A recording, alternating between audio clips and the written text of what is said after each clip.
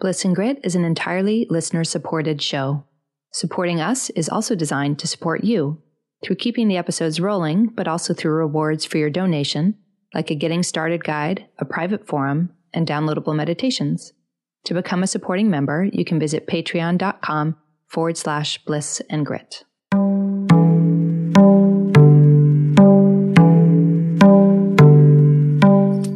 Hello, beautifuls. You're listening to Bliss and Grit. I'm Vanessa Scotto, and I'll be joined soon by my dear friend and my co-host, Brooke Thomas. On the show, we're having conversations about the awakening spiritual path. What does that even mean? What is a real evolution of our lives? How do we ultimately embrace everything? The beauty and the crazy, the joys and the messes, the bliss and the grit that is a human life.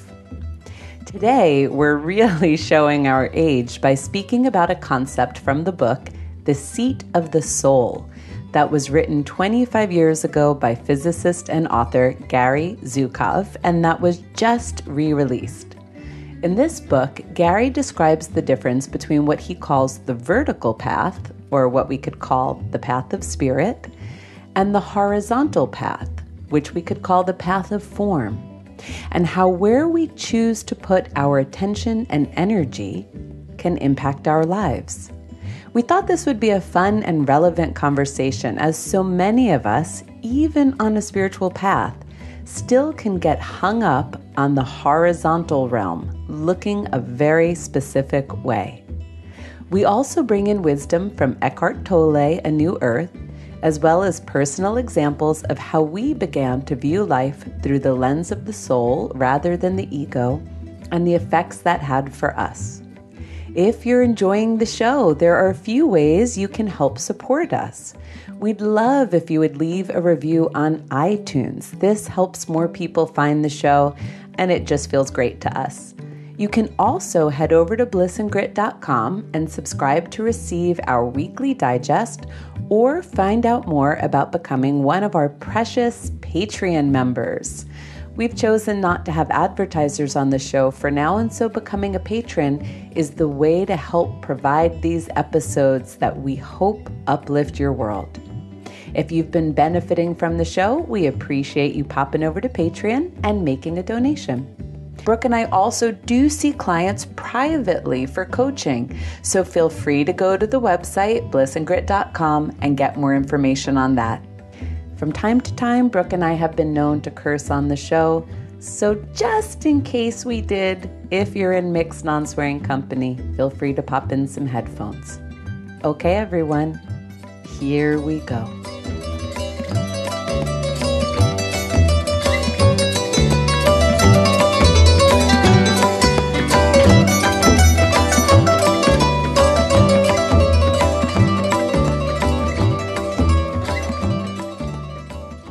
Brooke. Hi, Vanessa. Well, it's almost as if I just saw you yesterday. I know. You did. I feel like I'm looking at you in the room I was just staying in at your house, and I feel like I was just there. In fact, you are and you were. Mm-hmm. So, y'all, Brooke was just with me in Austin this weekend. So we had some great time to powwow and hang out with each other and business plan and spend some time with Matt Kahn. So we are energetically full on one level, but super sleepy on another level. Yeah, and so promises to be entertaining as an episode goes. Could be. Utterly enlightening. Get ready for any kind of miracle. Get ready. So, Brooke, last week, I listen to podcasts all the time. I mean, we do a podcast because we love podcasts. And I was listening to Oprah's Super Soul Sunday series, I guess it was. And she was doing an interview with an author named Gary Zukav. And Gary Zukav wrote a book called The Seat of the Soul 25 years ago. And it's like the 25-year anniversary new edition just came out. Did you ever read that book? I did, actually, when it came out, just like you. So it would be fun to refresh my memory on it. But oh, God. Actually, I'm going to get it again and really refresh my memory on it because it was so fun. I can't believe that was 25 years And ago. it's hilarious that 25 years ago, that's what you and I were both choosing to read. Oh, I know. And I was always the same because the book is like, slightly of the more mystical orientation. That may not be the right word. I think there's plenty of different ways someone could describe it. But, he's talking about teachers and guides and angels and things like that. But he was a physicist. So it had that perfect sweet spot of me of like, oh, yes, this is really good, incredible, because he's a physicist talking about this stuff, which was just my way of validating myself so I didn't feel weird. And you were allowed to read about mystical things. Yes. So I remember really resonating with the book back then. It'll be fun to read it now and see if I resonated with it. But there was a topic that I used to teach a lot. I used to talk about with my clients, and I'd kind of just forgotten the vernacular, and I hadn't really spoken about this in a while. But I don't know, it came to my mind that this could be a useful conversation. So essentially in the book, Gary starts to talk about what he calls multi-sensory perception, which is another way like people could speak about highly sensitive people or spiritually sensitive people like Judith Blackstone was. But he's essentially saying, we have the five senses, and then we have more than that. We can be multi-sensory, picking up on the subtle realms of reality. And he talks about multi-sensory people, I guess, kind of like, these spiritually sensitive people that would be evolving more and more because the earth was going to be changing, almost like a new earth was coming. And in that conversation, he said the multi-sensory person recognizes that they're more than a mind, they're more than a body, they are a soul, they are a spirit. And how he breaks it down is he goes on to talk about how in our human life, we have what he calls the vertical path and the horizontal path that we can look at. And I'm just going to give you his words. The vertical path is the path of awareness. It is the path of consciousness and conscious choice. The person who chooses to advance his or her spiritual growth, to cultivate awareness of his or her higher self, is on a vertical path. The vertical path is the path of clarity. The horizontal path is the path that satisfies your personality. No matter how diverse our ventures may become, they're essentially identical in the horizontal path. For example, if we make money, it pleases the personality. If we lose money, it distresses the personality, but it doesn't serve the higher self. It doesn't serve to grow. It doesn't serve his or her spiritual growth. So trying to think about how I could phrase why this had struck me as important. I suppose given that we were sitting with Matt Kahn this weekend and he uses the language of ego and soul, we could just use that as a shorthand. But I suppose what struck me when I was reading Gary's book for the first time and then through all these years is that even those of us on a spiritual path can keep approaching life like we are just an ego. Mm-hmm. Like we can keep approaching life as if we are not a soul, and we can keep misunderstanding the spiritual path as one that takes place in the horizontal realm, if you will, in the realm of our career, in the realm of our relationships, in the realm of our health, as opposed to recognizing that we truly are souls, and that as souls, we're here to evolve consciousness, and that the vertical path is actually primary and is of primary importance to us and is also what is primarily unfolding. And I think that, it's kind of ironic and funny that so many spiritual people can kind of forget that we're spirits, that if we're on a spiritual path, it is this inner path, this vertical path that takes precedent over the horizontal one. And also, it can be very easy to confuse. We can think, well, if I'm on a spiritual path, I should have money. If I'm on a spiritual path, I should have a quote unquote spiritual career. And, and if life doesn't look like we imagine it ought to, on that horizontal path, we can get really confused if we don't have this container of recognizing that everything is more aligned with this vertical path of you evolving as a consciousness or you evolving as a soul. So I thought it just could be kind of fun to riff on and see where we go. For sure. And it's funny because it's like there is this tipping point, right? That if we're in a cultural container of ego, where form egos and there's a whole bunch of different egos running around and everything points to the horizontal path being primary, and not just primary, but the only thing that's here actually, right? Is some form, depending on your family of origins conditioning, some form of, are you the one doing the good job? Are you the successful one, right? So if you have a family of origin that says being a charitable human being is the most important thing, then you're going to want to accomplish, being the most giving, right?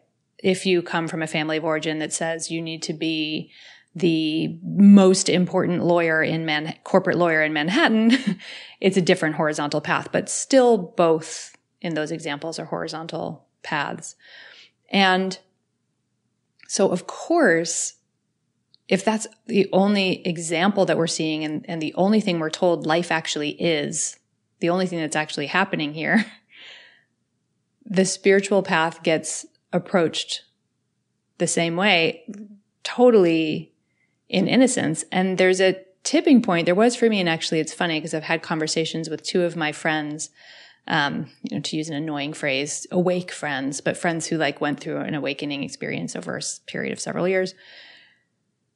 The funny beliefs that we had before, there was a certain amount of clarity or consciousness in ourselves, right? Like all these things that happen on the spiritual path, I'm going to wake up, right? Like that can be a horizontal path. And then I will have crossed the line, into being the awake one and whatever ideas we think that means, and then I'll become an important spiritual teacher, or I'll have enlightenment superpowers, or I'll never have a human emotion or hang up or trigger ever again. Whatever our ideas are, it's still this over there, right? Like I'm on this path so I can go horizontally over there and accomplish something spiritual-ish. And then we can have different ornaments to it too. Like you were saying, the spiritual career, the spiritual partner, who wants to go on retreat with us, the good student of your particular guru, the most beloved student, whatever the ideas are. And so a lot of what happens is we wake up out of the container of this horizontal path entirely, and we realize that there's always going to be stuff going on out there. There's always going to be stuff that we're doing as human beings in our lives, cooking, eating, earning a living, seeing our friends, parenting, whatever it is. But that those things really, I was going to say, it's not that they're not primary, because they are primary, but once we're in alignment with this vertical path, that there's more of like a flow state that comes through. Because it's not about getting the objects you would get on a horizontal path. It's more like, oh yes, like of course, I'm still here. I'm still delighting in my life. I'm still doing the things. But my primary relationship, my primary intimacy with myself is about my level of consciousness in the way that I participate with myself. My ability to contact how the soul would perceive things. And this, something that's come up in several of our most recent episodes, this intimate relationship with life. So intimate that we know that we are it, but that's also like a conversation that you have in an ongoing way. What would you like to do, life? Like, I'm yours. I'm all yours. What do you want to have come through? What's up? I want what you want, life. I belong to you is the exact opposite of, okay, I was told that crushing it at life is these certain things, and here we go. I'm going to keep taking the steps. So yeah, it's hilarious. The overlay of spiritual horizontal path. Well, I think that one useful way to look at it is the container that it creates, or the perspective, as you said before, so that if I'm approaching life as I'm a soul, I'm to evolve consciousness, that's what I'm here for. I'm here to evolve consciousness. Well, then that brings a certain attitude to life. Mm-hmm. That brings a certain expectation, I guess, although supposedly we should have no expectations, but it's certainly an understanding of what might arise. And it would be a way that you would meet whatever's arising. Whereas if I'm more identified with the world of form, and my mind thinks that the more advanced I get spiritually, the more everything will look the way that I want it to be, and the less pain and suffering I'll have, then when these moments arise, it's so easy to imagine we're bad, we did something wrong, God doesn't love us, there is no God, I'm not a spirit, it's meaningless, and so on and so forth, right? So I really think it's about giving yourself a container or a perspective to view the experiences in life, because there's certainly something to be said for the people who are awake that we know, and for ourselves as we've been waking up, that there is more of a sense of flow. But we also certainly know it doesn't make anyone's life perfect. People don't seem to be immune from what we could call the healing condition. I'm sorry, I meant the human condition. Mm-hmm. They don't seem to be immune from the human condition. Teachers can get sick, right? Very awake people can get sick. They can lose loved ones. And even within that, they can still find conditioning at different points in their life that they're healing, even once they know they are one with the universe and they are God and they have their identity in a new place. So what I think happens is, as you wake up more and more to your essential nature, it becomes clearer that vertical path is all that really matters to you, and that the horizontal path is just a beautiful display of the uniqueness of your being, right? And in that, when something happens that may hurt or may be tragic or unfortunate, it gives you a different lens through which you view it, right? So, I don't know, let's take a really simple example. Let's say you get your heart broken. A relationship doesn't go the way you want it to go, and a relationship ends, and it hurts. Well, from the level of the horizontal path, we can see where that goes. We think, no, but I'm 30 something and I want to be married and I'm supposed to have kids already. And if this person broke up with me, it must imply something about me or them, right? The shame and blame cycle. And all of those things are so common. And if we're looking at it through this vertical lens, the lens of the soul, the entire perspective can change. It can be, oh, what needed to evolve in me around love? What might I have been holding on to? Where might there have been conditioning or perceptual filters? How is this opening me up to receive God more, or receive life more, or to open my heart more? And depending on the lens through which you interpret an event and you make meaning out of it, you have a completely different internal experience. And so it's just a really interesting thing, because there's so many of us on the spiritual path, right? And what that means is we're seeking, we kind of suspect there's more, we hope there's more, and we're out to find it for ourselves, right? So we go on this spiritual path, but it's so easy to not see the world as if we are a soul, which is part of how we make meaning if you're a soul, right? And instead just think, okay, I'm just a person in the world of form, because the world of form is so obvious.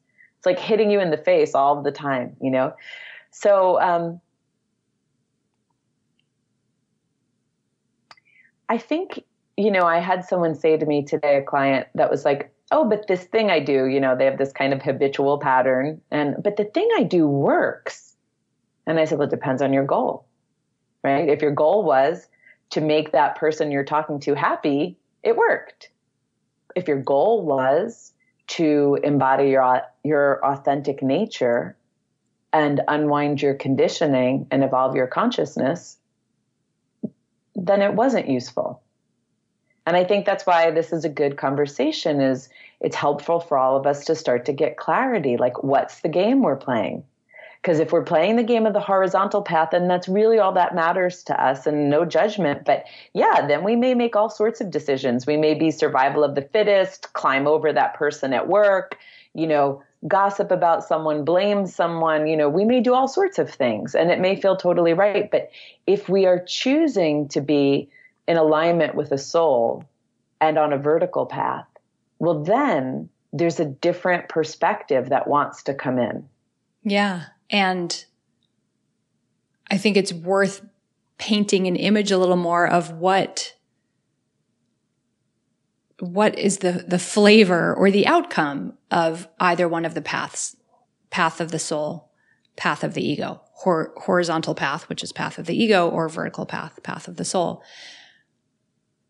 Because it's easy to have these spiritual cliches and these spiritual misunderstandings, that to know that you're a soul and to make that your primary concern with your human life, your primary thing that you're invested in, you do it because it's virtuous. You do it because good people do it, but that's not really what we're saying. So if we can zoom in and look a little bit, path of the soul, if we just want to pretend to be cheeky for a second, that there's a prize with each game.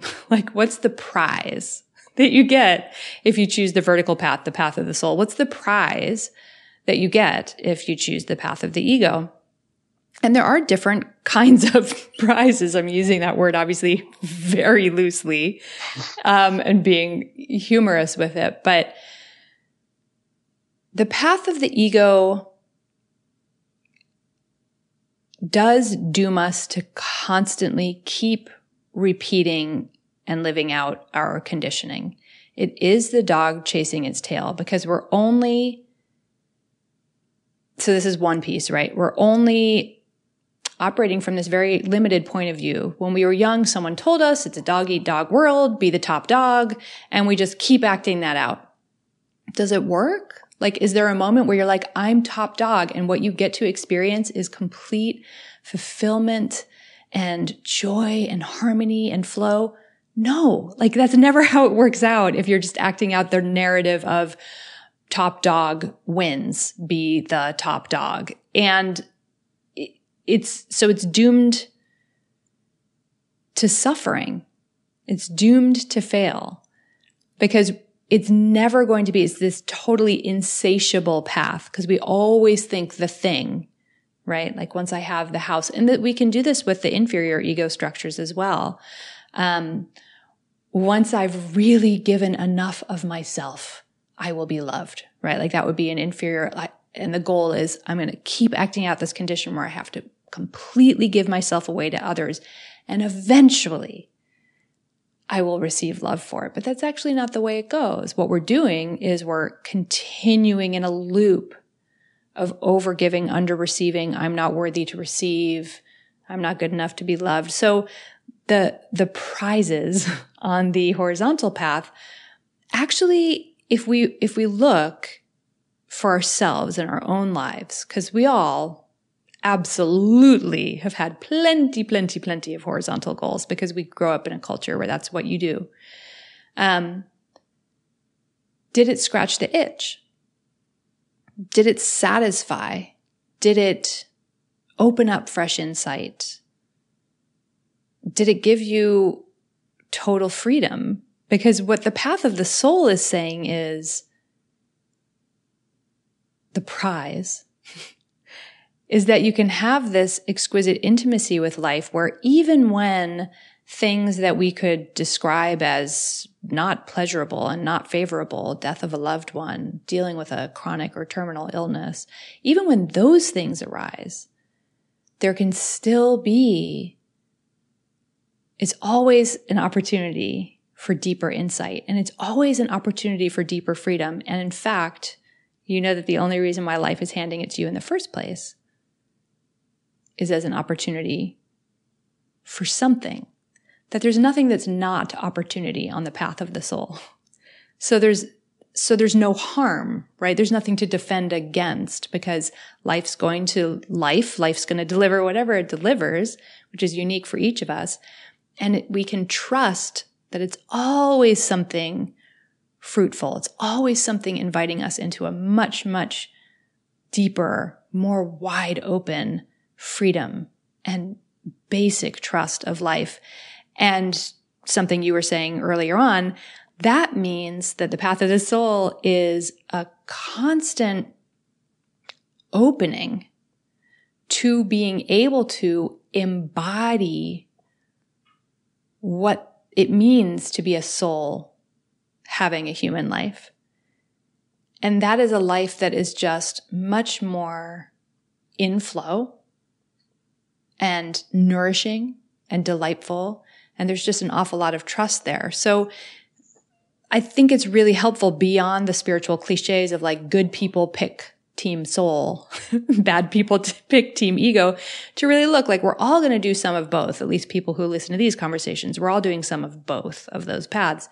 But how does it actually go? How does it actually work out when we follow the vertical path and when we follow the horizontal path, so that we can, for ourselves, just like we were saying in our episode about lived experience, for ourselves, we can really feel and therefore have an epiphany, like, how's it working out for me when I act out what I've been taught to do on the horizontal path? And how's it working out for me when I engage from the level of the soul?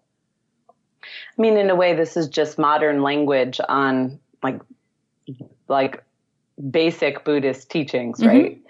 You know, pain's going to come, but you can stop suffering that pain's going to come. Well, how do you do that? Well, instead of being so invested in the world of form, you recognize, the evolution of my consciousness is significant. And so therefore I can welcome whatever's coming my way because I trust that the evolution is a part of this experience or this journey, which is wonderful. I think it's worth saying that there's nothing wrong with the goals in life. Right. You know, that's not what we mean by horizontal path. There's not a discrepancy, because it almost felt like when you say you can choose this or that because you're talking about ego or soul, that it could sound like we're dividing it. But of course, we have tons of goals. Mm-hmm. Everyone has goals. There's nothing wrong with the world. We're not bypassing living a human life. Most of you know that if you listen to us. It's really like, where's your primary landing place? You know, when you have to make a choice, what are the voices you listen to? What are the drives that you put your attention towards? What's the information you consider? And how do you interpret everything that comes your way? I think that can be a really useful way to look at it. So it might be nice to read a little bit of Eckhart Tolle's words on it. And he just shifts it up. He says inner purpose and outer purpose, vertical versus horizontal. I just always liked the image of vertical because it always felt depthful, like the evolution of consciousness. And then horizontal felt like, everything that happens out there, like spanning out from my body. And I liked that image, but inner purpose and outer purpose is the same. And Eckhart Tolle says, inner purpose concerns being and is primary. Outer purpose concerns doing and is secondary, which is just a really clear, articulate statement. He goes on to say, your inner purpose is to awaken. It's as simple as that. You share that purpose with every person on the planet because it's the purpose of humanity. Your inner purpose is an essential part of the purpose of the whole, the universe and its emerging intelligence. Your outer purpose can change over time. It varies greatly from person to person. Finding and living in alignment with the inner purpose is the foundation for fulfilling your outer purpose. It's the basis for true success. Without that alignment, you can still achieve certain things through effort, struggle, determination, and sheer hard work or cunning. But there's no joy in such endeavor, and it invariably ends in some form of suffering, which is essentially pointing to what you were saying before, Brooke, right? Like, how's it working out for you? Like, let's be honest, and what's our definition of success that we're operating from? I think it was like the Dalai Lama will sometimes point out, there's people like working their butts off, their bodies are failing, they're not taking good care of their health. And then they're calling that a success, right? And if you look at how easy it is to get caught up in our world of form and all of the demands that it has, and how easy it is to sometimes forego what would be a genuine success, instead leaning into something that is inevitably going to collapse because it's time-based. Like anything we can do in the world of form, anything in the outer purpose or horizontal path, whatever we want to call it, is all linked to time, because form and time are related, right? And so even if it's a beautiful relationship, which Brooke and I both value highly, and I'm sure you all do too, enjoy them, celebrate them. But if that becomes our entire purpose for existence, if we make all of our decisions as if that's it, that's all that there is, and that is what is defining us and driving us, well, we know eventually everything comes to an end in some way, shape, or form in the world of form. So I like when he brings our attention to, sanity is to operate from the inner to the outer, like to let the inner be like a well, like a source of inspiration and energy and direction for the outer, rather than going the way most of us go in our culture in this time period anyway, where the outer is pulling the soul along by a leash going, come on, come on, come on. I have all these things to do. I just wanted to do a meditation so my brain could get a little clearer so I can get on that to-do list, right? Right. And, we all get to decide what our version of sanity is. And, I guess in some ways you could say we don't really decide, these things are just organically opening in us or they're not. But, there's plenty of moments in life where we make a choice. And one of the things we could slow down and consider is, where is this choice coming from? Is this something that's really aligned with the awakening of my consciousness, with the betterment of my body, mind, and soul? Or is this something that is of the ego realm, of the ego dimension, that is grounded in time, and that ultimately, while it might be lovely, is doomed to be unsatisfying in the end? Yeah. In other words, I get my want fulfilled. Maybe I make all the money I want. Great. I mean, P.S., I'd like some more money, so no problem with that. But if my whole well-being is invested in that and I make more money, you know what seems to happen to most people? They feel like they need more money than that. Yeah. Where they become afraid of losing the money.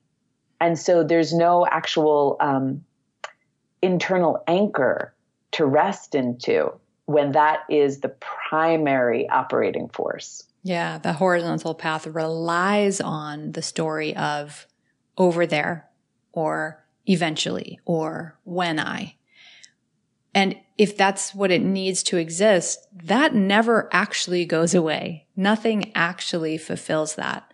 And I love Eckhart Tolle's words, because what he's doing is integrating, right, the inner and the outer. That, as you were saying, it's not that we're, swinging the pendulum to the side. A spiritual person will just lay around and bask in the light all day, right? Like, there's things that you do that we're all blessed to do with these gorgeous human lives that we have. We have our own talents and interests and callings and just stuff that shows up, friendships, intimate partners, whatever.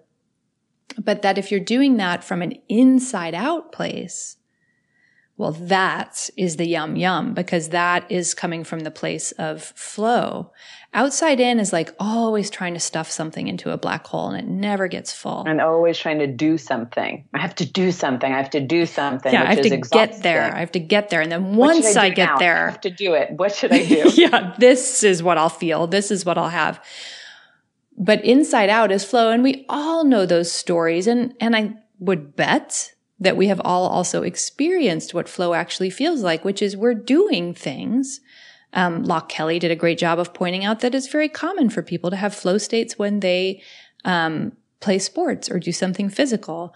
I trained as an artist, art making, always like the reason why I was an artist I know now is because I loved the flow state. But I was making something, things came through, or people talk about, I sat down and I wrote a book in 2 days. Actually, in fact, Eckhart Tolle is kind of famous for that, right? He wasn't a writer. He wrote The Power of Now, and I don't know what the story is, but off it went to sell 1 million copies. It was like it was channeled, it was something that came through from something else, and he got to be the vessel.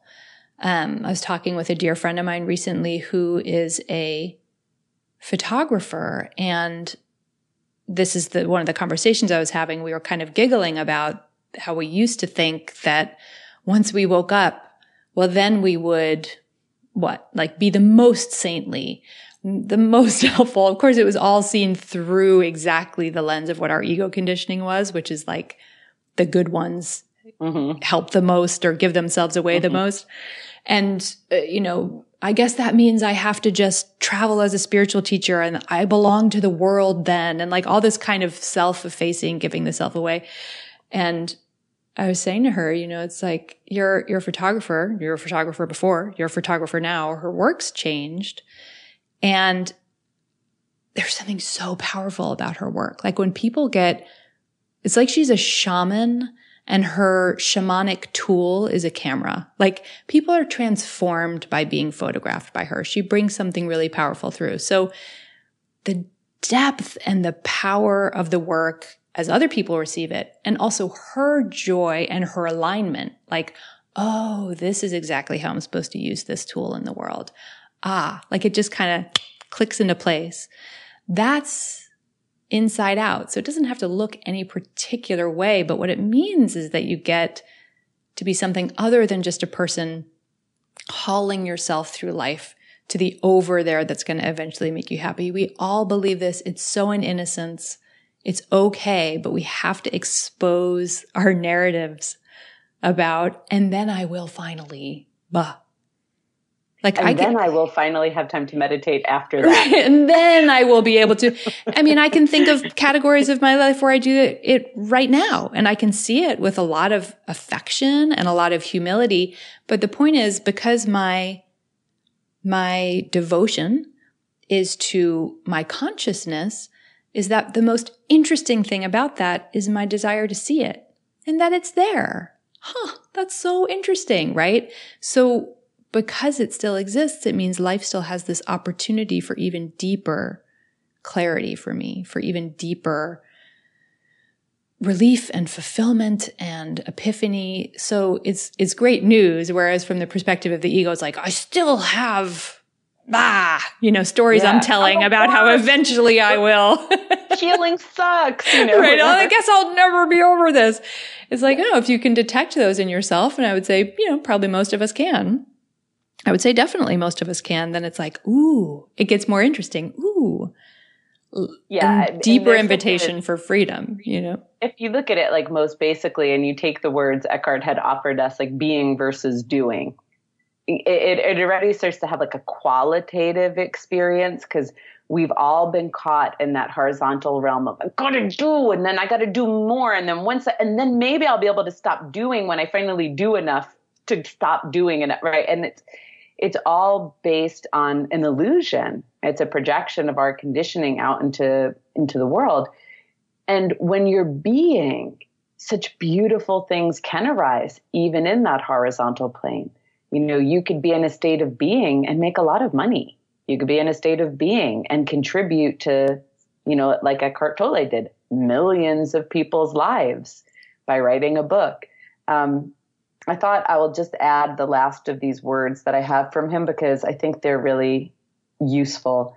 He says, without living in alignment with your primary purpose, whatever purpose you come up with, even if it is to create heaven on earth, will be of the ego or become destroyed by time. Sooner or later, it will lead to suffering. If you ignore your inner purpose, no matter what you do, even if it looks spiritual, the ego will creep into how you do it, which is such a great point.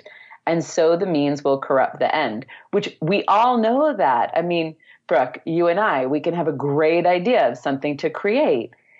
And it might be that it's coming right from that primary purpose. But if your ego creeps into it and gets a hold of it, and then it has a thought about how it should look in this world, this is like the horizontal level, like, here's what people want, and here's what others are doing, and like, here's how I'm going to hit my numbers.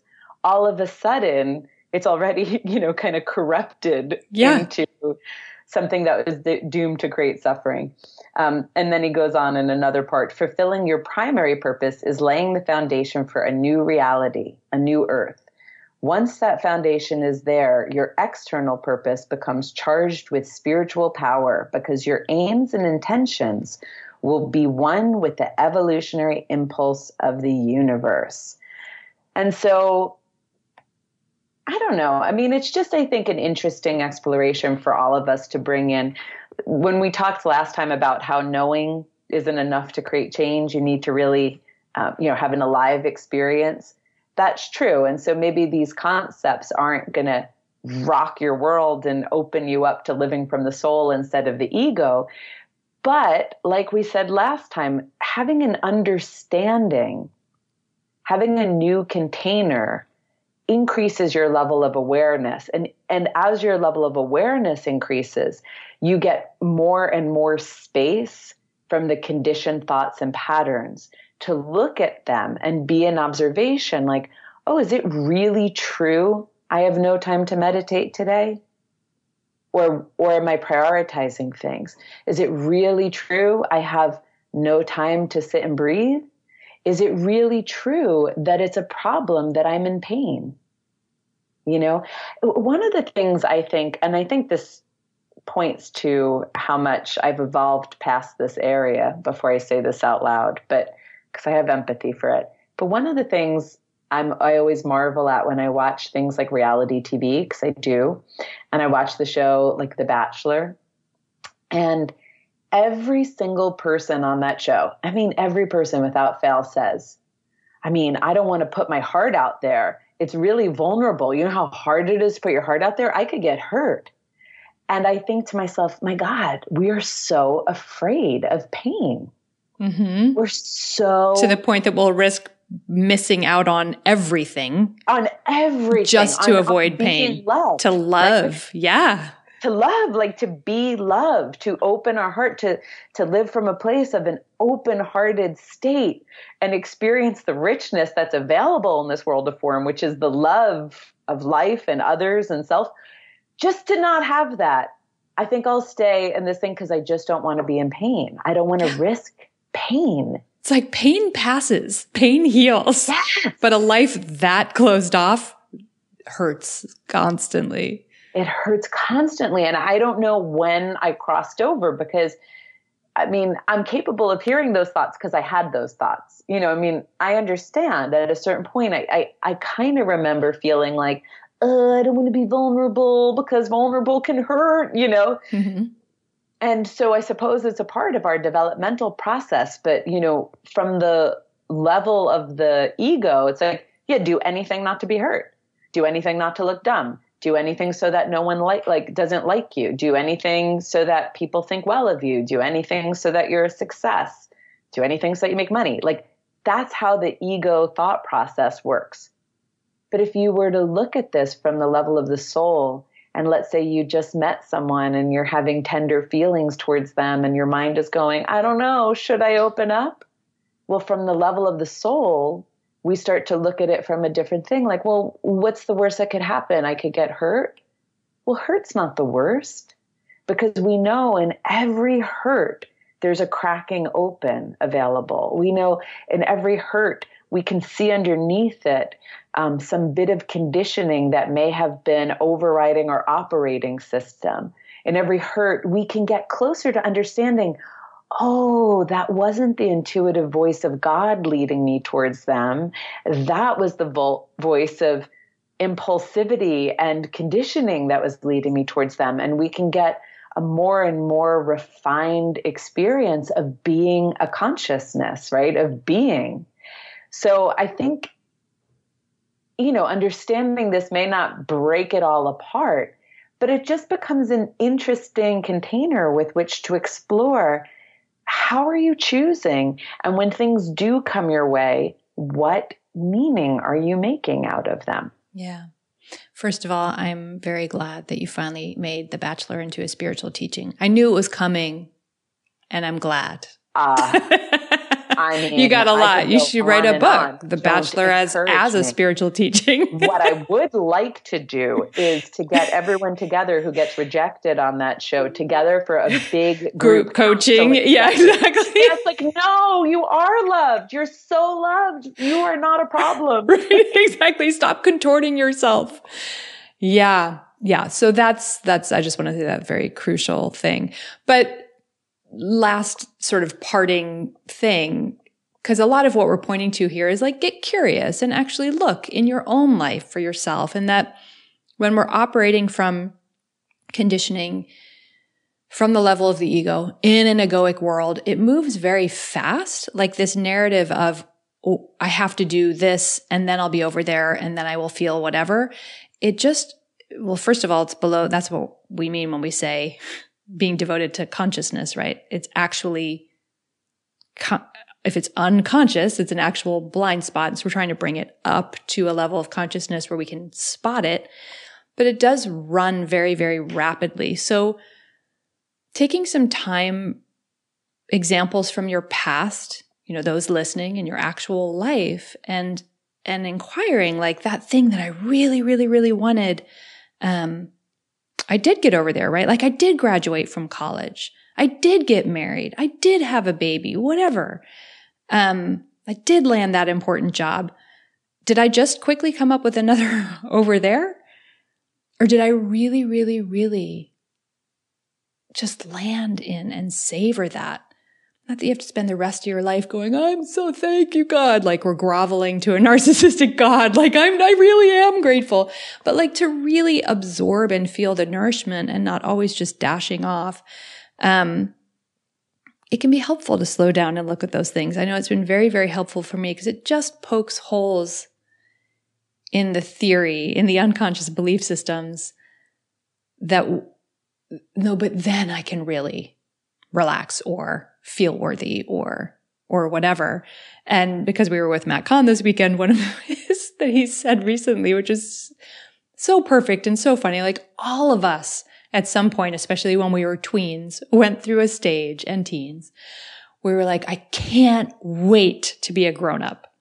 I can't wait. I'm going to have my own car and my own house. And I'm going to go to work and I'm going to be away from my parents and they can't boss me around anymore. We all went through that stage. And like, this is all coming from Matt, like we're living that dream come true. Like that dream came true. We are. We don't live with our parents. We go to jobs. Most of us. We have our own car, whatever. Like we're adults. We became adults.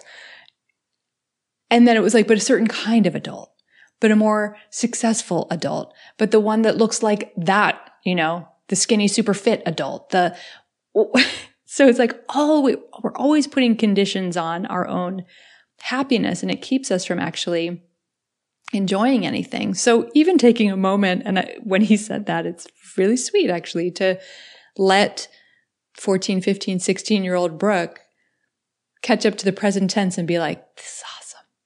Like I did it. I'm awesome. Doing it. I really did want that and I really do like it. I really am glad that I get to be an adult. And just so a moment of like, gratitude, right?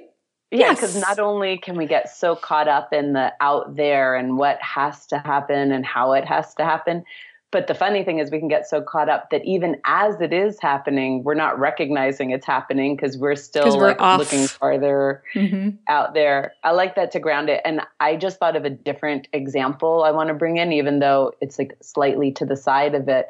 But just to make this more practical, like you just said, Brooke, here's an example of how I looked at it through the level of consciousness. And I talked about this a while back. I can't remember what episode, but I was talking about how I'm a conflict avoidant person. And me and a friend of mine had a moment, a crossroads where we just had to have a talk. And it could have been conflictual, right? Like we just had some static between us. Now, from my old perspective, from the horizontal level, I might see I have an issue like, oh, Vanessa's conflict avoidant. And she's just afraid to express herself to someone. She's afraid that she'll hurt their feelings or they'll think she's bad or, something like that. And I might see that, but I still wouldn't do it.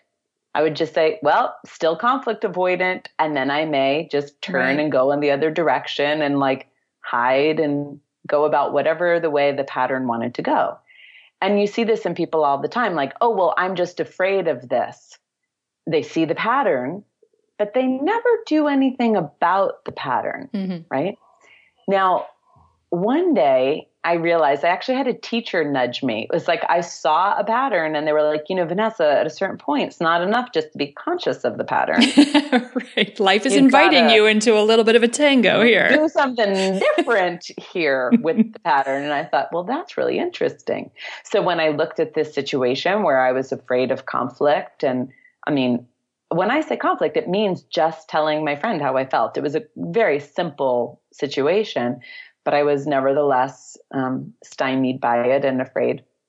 But I thought to myself, my consciousness cannot evolve if I do not do the thing that it tells me is beyond my capacity. My consciousness cannot evolve that my ego tells me is beyond my capacity, right? My consciousness cannot evolve past this point if I keep believing the conditioning, right? At a certain point, it's not enough to just know it's conditioning. We have to do something other to break it all apart and to be the people that we're meant to be, right? To live in our true nature. And so from the level of really I'm like, you know what? This pattern of conflict avoidance is an identity structure, and it keeps me from knowing my true nature. It keeps me from being utterly genuine. And I'm going to do something differently. And so I did. And it was very much like looking at the horizontal path, which is just like, how am I going to make it the most okay for myself? And then looking at the vertical path and realizing I want to awaken. I want to evolve. I want to be aligned with my truth. And that's going to require in this moment that I make what feels like the harder choice, right? And I'm so glad that I did, because first of all, it went fine. There was really, of course, nothing to be scared of. So many of the things our ego tells us are scary are in fact not what we expect it to be. And so it broke apart more of the ego's pattern and power and the conditioning. But also it was like regaining bits of myself and stepping into myself more and putting the evolution of this being primary rather than the avoidance of pain or the fear as the primary generator of where my choices came from. And so that everything on the vertical path, like you're beautifully illustrating, becomes an invitation. Whatever comes along is an invitation to greater and greater freedom. And that's, if I'm going to pick a team, I pick greater and greater freedom. And I pick having an engagement with life where everything is an invitation. And you and I both say this from the place where, of course, many of those invitations have been extremely painful and extremely terrifying sometimes. But if you approach it, and this happens gradually over time, especially, with more and more experience, you develop more and more trust for life, then you're much more willing, right? Like it's okay that we can step into this, that we can engage with life and have like, oh, actually that did pop a conditioning bubble. And now I have a totally different perspective. And now I'm not so afraid. And now I feel more intimately connected to whatever, the friend or life in general. But the more we take these things as invitations, the more we get to have a different experience of life. And then we're not constantly under siege about how we're falling short or when we will eventually be happy. We're always in a dance with a partner, life, that really has us. It's a much better feeling. It's a much better way. And you may not take every invitation, like Matt had said this weekend, sometimes you have to make many lesser choices before you're capable of making the higher choice. There's still some things that come to me where I'm like, life is asking me to move differently than I've moved in the past here. And I'm like, I'll get you next time, life. I trust it's going to come back my way. I'm not ready, and that's all fine too. But it's still seeing it through that same perspective. Like I'm a soul and I'm a consciousness and I'm evolving and life's going to keep bringing it back to me so I can evolve. Mm-hmm. How wonderful. Yeah. Can't miss out.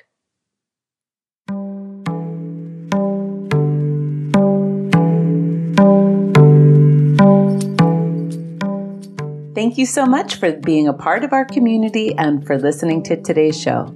The show notes, including any resources we mentioned in the episode, live on our website, blissandgrit.com. Our member platform is at patreon.com/blissandgrit. This is where you can go to donate to the show to help keep us going and also get a few rewards for your support. If you're wanting to engage with these topics in a deeper way, it's a great place to go for a more immersive experience. You can also come play with us on Instagram and Facebook or subscribe on the website. Again, it's blissandgrit.com if you want to get our weekly digest of what resources we're currently loving. We're so grateful for all of the notes that you send, for all of the iTunes reviews that you've written, and most especially for the membership support you've provided. Thank you all so much. We love having you as a part of our community. Till next week.